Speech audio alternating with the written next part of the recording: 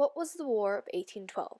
It was a war fought between the United States and Britain over the British restricting American trade through kidnapping American seamen and forcing them to enlist in the Royal Navy. Although that was the main cause, there were other influencing factors that started the war. Let's go back to the 1790s. Between 1790 and 1810, the Native Americans' relationship with the United States was falling apart quickly. Many white settlers moved west of the Appalachians into Native American land, breaking previous treaties with the natives. Not only did they break their early promises, these white settlers were also hunting and farming on their land. War spread as both groups killed the other.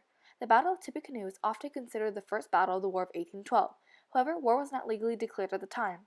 The battle was fought between Tecumseh's brother, the Prophet, and William Henry Harrison's army. In 1811, Governor Harrison marched towards Prophetstown, which is on the Tippecanoe Creek. What the American troops didn't anticipate is that Prophet would organize a surprise night attack on their troops. Fighting broke out between the Indians and Americans, and heavy losses resulted on both sides. Harrison's troops rose triumphant in the end and destroyed Prophet's town and forces. What else led up to the war? The United States and Britain weren't getting along well as conflict with the Native Americans proceeded because Britain was persuading the Native Americans to attack the settlers on the frontier by providing guns and supplies. While the fighting took place, the ban on trade with Britain and France had expired. The ban was set into place originally because while Britain and France were at war in 1793, Washington decided to remain neutral instead of picking sides, knowing that choosing would hurt the American economy. Fast forward to when Thomas Jefferson is about to leave office in 1809, the Non-Intercourse Act is passed and states that America is banned from trade with Britain and France to help retain neutrality. Back to where we were. With the ban on trade expired, President James Madison made a decision. He would reopen trade to either country if they agreed to stop seizing American ships. France quickly accepted this offer and was now available to trade with the U.S., while Britain never responded and was left unable to trade. Britain continued to seize American ships, prompting Congress to begin the talks of declaring war. In an effort to appease President Madison, the War Hawks, members of Congress from the South and West who called strongly for war, proposed that if the United States won the war, it would show Britain that they didn't have a right to still treat them like a British colony, and there was a chance the U.S. could expand into Canada and also overtake Florida from Spain. Amongst these reasons, the most convincing of them all was the safety of the settlers and the seamen who were being imprisoned. President Madison gave in, and war was declared in June of 1812. The declaration of war took the British by surprise, and they were unable to spare troops to fight as they were already preoccupied fighting war against Napoleon of France. Fighting America wasn't their number one priority until the war with France had ended in 1814.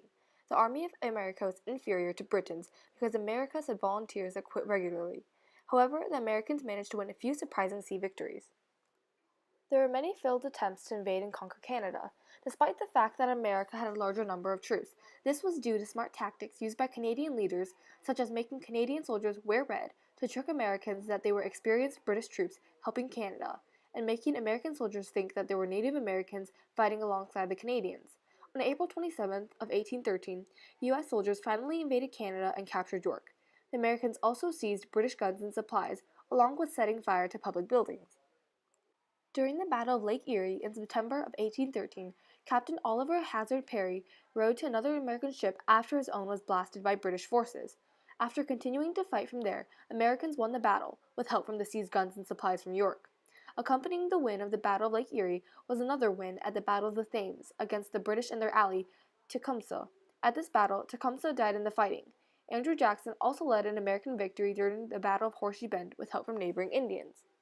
On August 24th and 25th of 1814, British troops burned down the White House and other buildings in retaliation for the burning of York. President James Madison had already fled the capital by this time. After burning Washington, the British troops moved on to Baltimore. Although the British bombed Fort McHenry, which was on Baltimore Harbor, for a day, the Americans prevailed and won the Battle of Baltimore in September of 1814. During the Battle of New Orleans in January 1815, the British wanted to attack New Orleans and then sail up to Mississippi. However, American troops led by Captain Andrew Jackson were waiting in New Orleans and ready to fight. Jackson's army was composed of frontiersmen, African Americans, expert riflemen, citizens of New Orleans, and Choctaws, who were rivals of the Indians siding with Britain. They protected themselves by digging themselves into trenches so when the British marched forward, they could shoot them and not be shot themselves.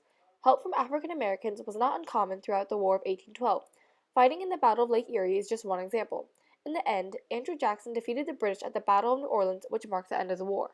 The Battle of New Orleans had taken place 2 weeks after the War of 1812 had ended.